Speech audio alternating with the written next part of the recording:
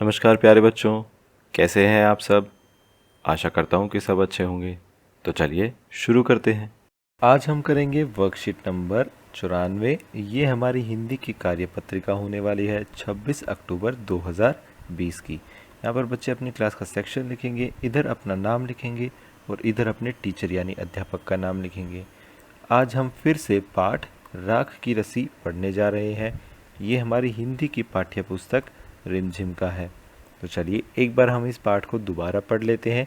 अगर आपको कुछ ऐसी चीज़ आती है, कुछ ऐसे शब्द आते हैं जो आपको नहीं समझ आ रहे, तो आप नीचे कमेंट सेक्शन में उन्हें पूछ सकते हैं। तो आइए एक बार हम ये पाठ पढ़ लेते हैं, फिर हम इस वर्कशीट को करेंगे। तो ये एक कहानी है, एक लोक कथा है जिसका नाम है राख की रस्सी। आइए इसको शुरू करते हैं। लोनपोगार तिब्बत के 32वें राजा सोनगवसेन गानपो के मंत्री थे। वे अपनी चालाकी और हाजिर जवाबी के लिए दूर दूर तक मशहूर थे। कोई उनके सामने टिकता न था। चैन से जिंदगी चल रही थी, मगर जब से उनका बेटा बड़ा हुआ था, उनके लिए चिंता का विषय बना हुआ था। कारण यह था कि वह बहुत भोला था। होशियारी उसे छूकर भी नहीं गई थी। लोनपोगार ने सोचा, मेरा बेटा बहुत सीधा साधा है, मेरे बाद इसका काम कैसे चलेगा। एक दिन लोनपोगार ने अपने बेटे को 100 भेड़ें देते हुए कहा, तुम इन्हें लेकर शहर जाओ, मगर इन्हें मारना या बेचना नहीं। इन्हें वापस लाना 100 जौ के बोरों के साथ, वरना मैं तुम्हें घर में नहीं घुसने दूंगा। इसके बाद उन्होंने बेटे को शहर की तरफ रवाना किया। लोनपोगार का बेटा शहर पहुंच गया, मगर इतने बोरे जौ खरीदने के लिए उसके पास रुपए ही कहाँ थे। वह इस समस्या पर सोचने विचारने के लिए सड़क किनारे बैठ गया, मगर कोई हल उसकी समझ में ही नहीं आ रहा था। वह बहुत दुखी था। तभी एक लड़की उसके सामने आ खड़ी हुई। क्या बात है, तुम इतने दुखी क्यों हो? लोनपोगार के बेटे ने अपना हाल कह सुनाया। इसमें इतना दुखी होने की कोई बात नहीं, मैं इसका हल निकाल देती हूँ। इतना कहकर लड़की ने भेड़ों के बाल उतारे और उन्हें बाजार में बेच दिया। जो रुपए मिले उनसे जौ के 100 बोरे खरीदकर उसे घर वापस भेज दिया। लोनपोगार के बेटे को लगा कि उसके पिता बहुत खुश होंगे, मगर उसकी आप बीती पर उन्होंने ध्यान नहीं दिया। वे उठकर कमरे से बाहर चले गए। दूसरे दिन उन्होंने अपने बेटे को बुलाकर कहा, पिछली बार भेड़ों के बाल उतारकर बेचना मुझे ज़रा भी पसंद नहीं आया।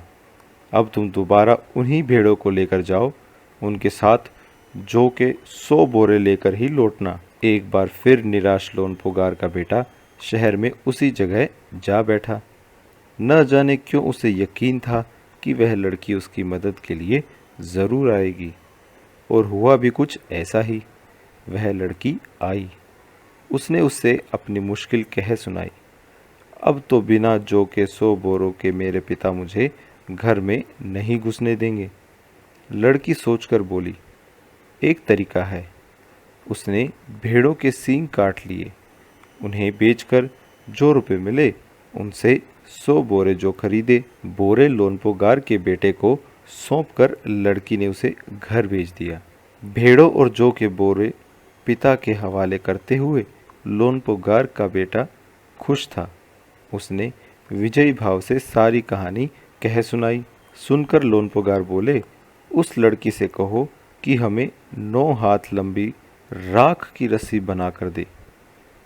उनके बेटे ने लड़की के पास जाकर पिता का संदेश दोहरा दिया। लड़की ने एक शर्त रखी, मैं रस्सी बना तो दूंगी, मगर तुम्हारे पिता को वह गले में पहननी होगी। लोनपोगार ने सोचा, ऐसी रस्सी बनाना ही असंभव है, इसलिए लड़की की शर्त मंजूर कर ली। अगले दिन लड़की ने 9 हाथ लंबी रस्सी ली, उसे पत्थर के सिल पर रखा और जला दिया। रस्सी जल गई, मगर रस्सी के आकार की राख बच गई। इसे वह सिल समेत लोनपोगार के पास ले गई और उसे पहनने के लिए कहा। लोनपोगार रस्सी देखकर चकित रह गए। वे जानते थे कि राख की रस्सी को गले में पहनना तो दूर, उठाना भी मुश्किल है। हाथ लगते ही वह टूट जाएगी। लड़की की समझदारी के सामने उनकी अपनी चालाकी धरी रह गई।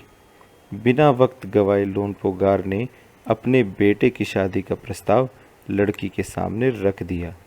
धूमधाम से उन दोनों की शादी हो गई। तो चलिए अब हम इस वर्कशीट को कर लेते हैं। तो आइए, आज हमारी वर्कशीट का टाइटल यानी शीर्षक होने वाला है आइए कहानी बनाएं। तो अब हमने कहानी तो पढ़ ली है, आइए देखते हैं आगे क्या करना है। नमस्कार बच्चों, आप सब ने कहानी राख की रस्सी पढ़ी। कहानी के अंत में लोनपोगार अपने बेटे की शादी उसी लड़की से करवा देता है जिसने लोनपोगार के बेटे की मदद की थी। तो ये हमने कहानी में पढ़ लिया। क्या आपने सोचा कि इसके बाद क्या हुआ होगा? चलिए सोचिए और इस कहानी को आगे बढ़ाइए।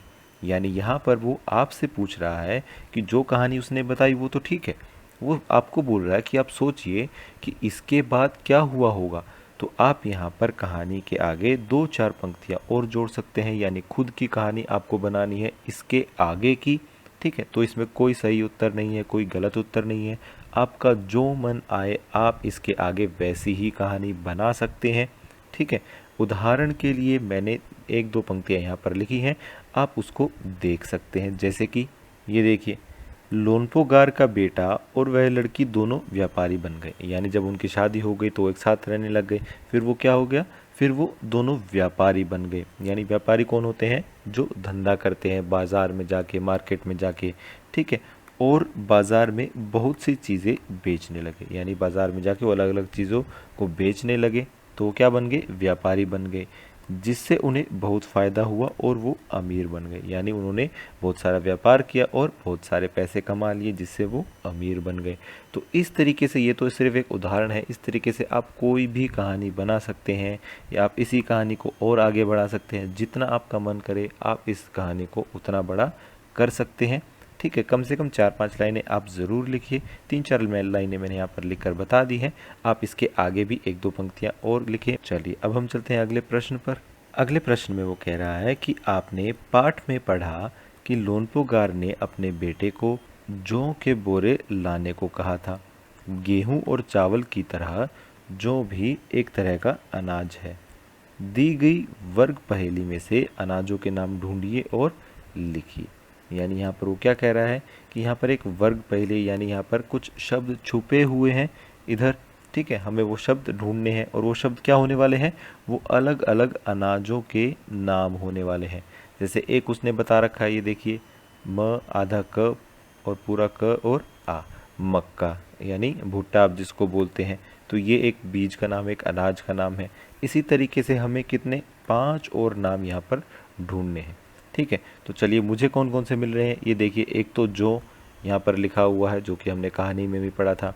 उसके अलावा क्या है? उसके अलावा देखिए एक इधर लिखा है गेहूँ। ठीक है, गेहूँ भी एक अनाज है। और क्या है? ये देखिए चावल इधर लिखा हुआ है। और क्या है? और इधर बाजरा भी लिखा हुआ है। ठीक है, तो इस तरीके से आप ये सारे नाम ढूंढ सकते हैं, जितने आपको मिल सकते हैं आप वो लिख सकते हैं। एक यहाँ पर रागी लिखा हुआ है, ये भी एक तरह का अनाज होता है। चलिए ये सारे नाम जो भी हमें मिल रहे हैं, हम यहाँ पर इनको लिख लेते हैं। ये देखिए इस तरीके से आप इन नामों को यहाँ पर लिख सकते हैं। तो ये सारे क्या हैं? ये सारे अलग अलग अनाजों के नाम हैं। आज की क्लास यहीं ख़त्म होती है। अगर आपके कोई डाउट्स हैं तो आप नीचे कमेंट सेक्शन में पूछ सकते हैं। कल फिर मिलेंगे, कुछ नया सीखेंगे। तब तक के लिए थैंक यू एंड जय हिंद।